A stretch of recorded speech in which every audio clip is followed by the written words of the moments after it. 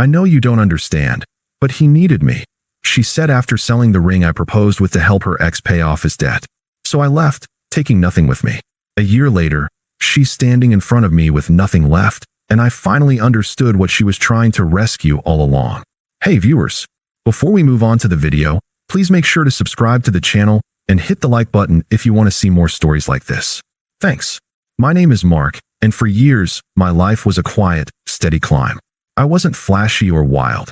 I was the guy who paid his bills on time, remembered birthdays, and believed that a strong, stable foundation was the most romantic thing you could build. I'd been with Sarah for 5 years. She was a whirlwind of beautiful chaos, a painter with a restless spirit, a history of dating what she called projects, men who were always on the verge of greatness or ruin. I was her anchor, her safe harbor. She often told me I was the kindest man she'd ever met, and I took that as the highest compliment. I had been planning the proposal for months. I didn't want a cookie-cutter ring. I wanted something that felt timeless and full of meaning.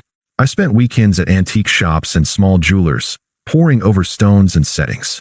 I ended up finding a stunning vintage ring from the 1920s, a delicate filigree design with a modest but perfectly cut center diamond. It wasn't flashy or massive, but it was elegant and had a story. I'd spent a significant portion of my life savings on it, but I didn't care. It was for her, for us. I planned a quiet evening at our place.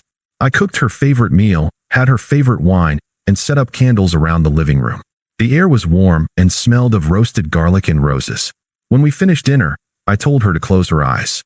My heart was thumping a frantic rhythm against my ribs.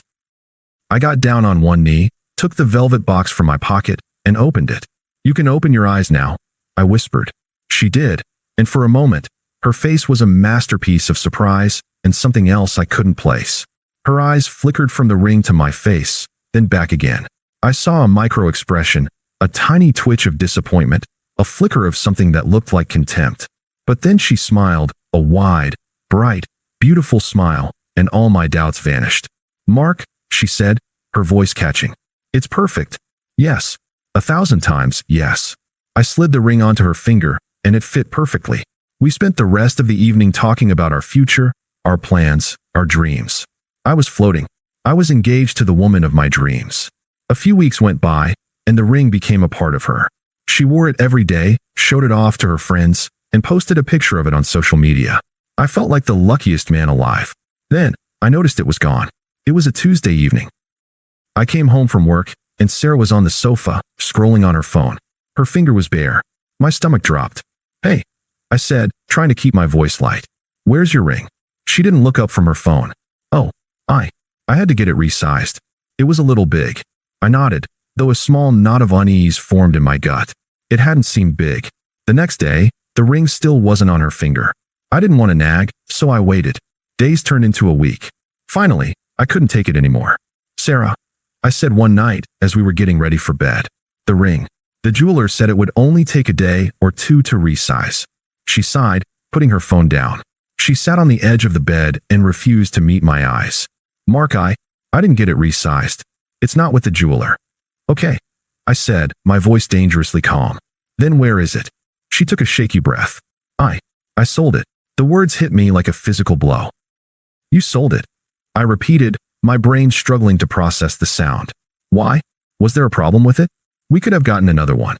A different one, if you didn't like it." "I sold it for a reason, Mark," she snapped, standing up. The calmness in her voice was gone, replaced by a defensive anger. "He needed me. He was in trouble." My mind raced. "He? Who is he?" She hesitated, but then the words poured out of her in a rush of desperate justification. "Chris. My ex. He got into some legal trouble. He needed money, fast. He didn't have anyone else to turn to." I just stared at her, my mouth dry. I had heard about Chris, the troubled artist, the man who had broken her heart, but who she still talked about in reverent, almost pained tones. He was her big project, and she had sold my ring, our ring, to save him. "You sold the ring," I said, the words now flat, hollow. "The ring I bought to propose to you. You sold it for him." She walked over to me, her hands outstretched in a pleading gesture. She was already practicing her grand, emotional monologue.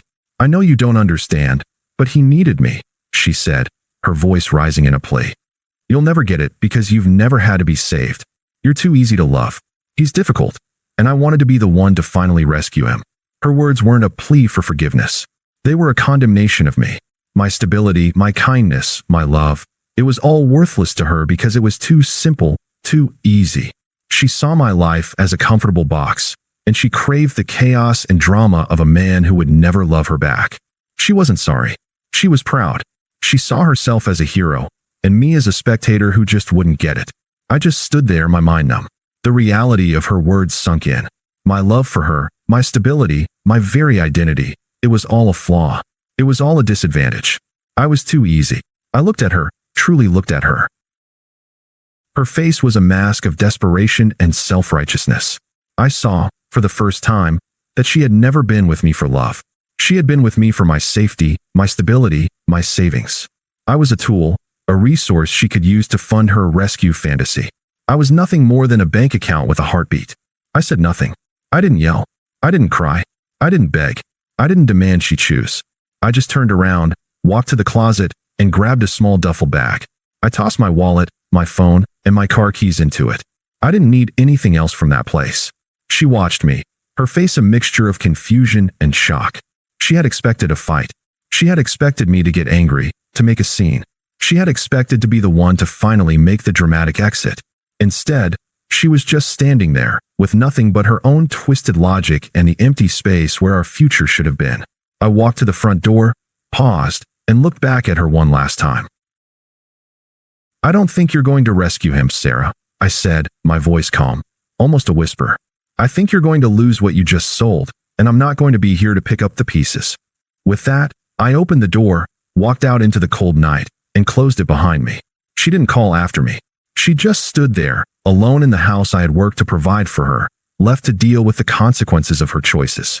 I spent the first few weeks after I walked out in a state of quiet, dull shock. I got a small, temporary apartment in a part of the city I never frequented. The walls were thin, the furniture was cheap, and every surface felt sterile and new. It was a far cry from the home I had helped build, the one with the soft, worn couch and the art on the walls that told a story. It was perfect. There were no ghosts of our past there. No reminders of the future that had been sold. I went to work on autopilot. I'd come home, eat a microwaved meal, and sit in silence. I didn't reach out to mutual friends. I didn't check social media. I felt like a ghost haunting a life that had ceased to exist. The pain wasn't a sharp, jagged wound. It was a deep, aching numbness. I kept replaying her words in my head. "You're too easy to love." It was a phrase that was meant to crush me, to make me feel small and unlovable. And for a while it did. But slowly, the numbness began to fade, and a strange clarity took its place. I realized that the difficult love she craved wasn't real love at all. It was drama, a twisted way of seeking validation. She wasn't a rescuer. She was an enabler. She needed someone to be broken so she could feel whole. And the most dangerous part of all was that she would have to keep finding broken people, because a healthy relationship would have left her feeling utterly irrelevant. My love wasn't easy, it was solid, and that's what she couldn't stand. With that realization, something inside me shifted. I started filling the silence. I went to the gym. I started reading the books I'd been putting off. I started cooking again, not for two, but for one, experimenting with new recipes just for the sheer pleasure of it. I even took my old camera, the one that had been gathering dust in my closet, out on weekends. I started taking pictures of the world around me, finding beauty in the mundane. I wasn't doing it to prove anything to her. I was doing it for me. I was building a new foundation, a new life, brick by quiet brick. About 6 months after I left, I got a text from a mutual friend, Jessica. She had always been closer to Sarah, so I was surprised she was reaching out. "Mark," she wrote, "I know things have been messy, but you need to know. Sarah's a mess. He disappeared." I didn't respond. I didn't feel anything. I put the phone down, took a deep breath, and went back to the novel I was reading. But a few hours later, my phone rang. It was Jessica again. I hesitated, then answered. "Mark? Thank God. You're not answering her calls." "No," I said, my voice flat. "I'm not." "Listen," she said, her voice low. "It's worse than you think. The whole thing with Chris? The legal trouble? It was all fake. It was a scam. He's a professional con artist. He's got a string of arrest warrants in other states. He told her he needed the money to hire a lawyer, but he just used it to skip town and disappear. The cops came to her place looking for him. I felt no satisfaction, no joy, just a cold, hard sense of irony. She had sold our future for a lie, and the lie had left her with nothing. Jessica continued, her voice full of a weary kind of pity. He was with other women, too. He was running the same story on all of them. He used her, Mark. He took everything he could and just vanished. And now she's facing the legal heat because he used her accounts. She can't pay the lawyer, and she can't get any of her money back. I just listened. I didn't comment. I didn't offer sympathy. She had made her bed, and now she was lying in it. Her family won't help her, Jessica said. They're tired of bailing her out. They told her this was her rescue project, and she needed to deal with the consequences on her own. And all her friends, they're talking. Everyone knows what she did with the ring. They're all siding with you. She's completely alone. I thanked Jessica for telling me and hung up. I sat there in the quiet of my new apartment, the irony so thick I could almost taste it. Sarah, the woman who craved being a hero, who looked down on my simple, stable life, was now the one who needed saving. She had traded a love that was too easy for one that was difficult, and was left with a disaster she couldn't fix. The rescuer had become the rescued. And the man she had called easy to love was the only one who had been honest with her from the start. He was gone, and he wasn't coming back. After Jessica's call, a new wave of silence washed over me. It was no longer a hollow emptiness, but a peaceful, chosen quiet. My phone, which had remained dormant for months, now began to buzz with a relentless, maddening persistence. The first few texts were from Sarah, using a number I didn't recognize.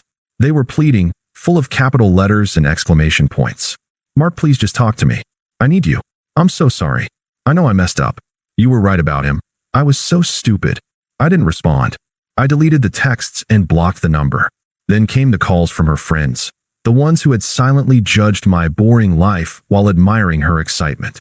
They spoke with a condescending tone, as if they were doing me a favor by asking me to forgive her. Hey Mark, it's Jessica. Look, Sarah is in a really bad place. We're all trying to help her. Can you just call her? I think you're the only one who can talk some sense into her. I remained quiet. It's not fair that you just abandoned her like that. She made a mistake. She knows that now. You should be the bigger person. I hung up without a word. Their words only confirmed what I already knew. They didn't care about me or my feelings. They just wanted me to go back to being a convenient solution to Sarah's problems, so they could go back to not having to deal with her. The most infuriating call came from her mother, Linda. She had always been cold toward me, a woman who measured a man's worth by his ambition and a woman's by her social standing. Mark, she said, her voice dripping with passive aggression. It's Linda. I don't know what you think you're doing, but this is ridiculous. You need to come home and take care of my daughter. She made a mistake, and you're punishing her for it. She thought she could help someone, and you're holding it against her? This is on you, Mark. You're the one who needs to fix this. The utter gall of it was breathtaking. I felt no rage, just a sense of profound clarity. They all saw me as a thing, not a person. A tool to be used, a convenience to be accessed, and a scapegoat to be blamed. I finally replied to her mother, not with anger, but with a simple, firm statement that would end the conversation. Linda, the only person who is responsible for Sarah's life is Sarah. She chose to sell a life of stability and comfort for an illusion. Her choices are her own responsibility, and I'm done paying for them. I hung up, blocked her number, and felt a profound sense of peace. The last of her toxic circle was gone. I was finally free. A few months later, I found myself at a get-together at a mutual friend's house. I was hesitant to go, but my friend, Alex, insisted. Everyone knows, Mark. No one's going to defend her. She's not even welcome. I had been doing well. I had a new, great job. My photography was starting to get noticed, and I had even sold a few prints. I was dating a wonderful woman named Emily. She was kind, funny, and appreciated my quiet, stable nature. She saw it as a strength, not a flaw. For the first time in years, I felt like I was with someone who truly saw me. We were in the kitchen, laughing about a bad movie we'd seen, when the door opened. A hush fell over the room. It was Sarah. She looked haggard and thin. The effortless grace she used to carry was gone, replaced by a desperate, hunted look in her eyes. Her expensive coat was stained, her hair was a mess, and she looked years older than she was. She spotted me and started walking toward me, pushing through the crowd with a single-minded purpose. The room was silent. Everyone was watching. She stopped in front of me and Emily. She glanced at Emily, then her eyes locked on mine. Mark, she said, her voice a cracked whisper. I've been trying to find you. I just looked at her, my face a blank mask of polite detachment. I wasn't angry. I wasn't sad. I was just there. I need to talk to you, she pleaded, her hands trembling. Please. I'm so sorry. I know I said terrible things. I've lost everything. I don't have anywhere to go. I took a slow sip of my beer. I didn't feel the need to rush. This was no longer her story. This was mine. That's a shame, I said, my voice even and calm. I hope you figure it out. Her eyes widened, a flash of her old self-righteous anger breaking through. You're a monster, she hissed, her voice low. I'm begging you for help and you're just standing there. You've changed. You're cold. You're right, I said, a small, humorless smile on my face. I am. You sold my ring. You sold our future. You sold my trust. You sold everything I gave you. You're the one who taught me to be this way, Sarah. I'm just reflecting the lessons you taught me. She took a step back, her face a mask of shock and shame. She had never expected me to use her own logic against her. I didn't mean it, she whimpered. The things I said, you're not too easy to love. You're not boring. You're a good man. The best man I've ever known. I finally looked her in the eye, and the kindness she had once loved so much was no longer there. You said I was too easy to love? I said, my voice low and final. You were right. I was easy to love because I made my love into a currency for you. I was a safety net. I was an easy choice because I never demanded anything in return. But you see, I'm not that man anymore. Now, I love on my terms. I give my love to someone who wants a partner, not a project. I took Emily's hand, and she squeezed it, a silent sign of support. You told me that I would never understand what it meant to be rescued. I continued, my voice so soft only she could hear it. You were wrong.